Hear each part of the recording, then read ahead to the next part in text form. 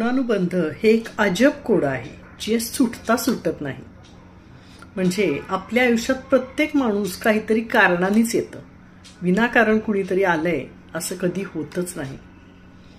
काही लोक आपल्याला येऊन खूप सुंदर क्षण देऊन जातात, त्यांच्या आठवणी आयुष्यभर मनात जाग्या राहतात। काही माणसं आपल्याला चांगला आयुष्यभरासाठी धडा देऊन जातात, काही आपल्या आयुष्याला एक वेगळंच वळण देतात, तर आयुष्याचा अर्थ बदलून जातात। काही माणसं प्राजक्ताच्या फुलासारखी कायम हवीहवीशी वाटतात, काही माणसांना मोरपिसासारखं आयुष्यभर जपावंसं वाटतं। काही माणसांच्या सानिध्यात आपल्याला अगदी आल्हाददायक वाटायला लागतं, पण काही माणसांच्या सानिध्यात मात्र नकोसं होऊन जातं।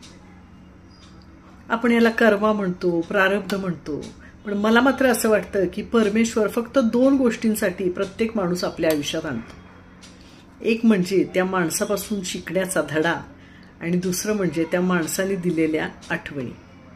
या दोन व्यतिरिक्त आणखी काही तिसरं कुणी आपल्याला कधीच देत नाही। पहा, विचार करू।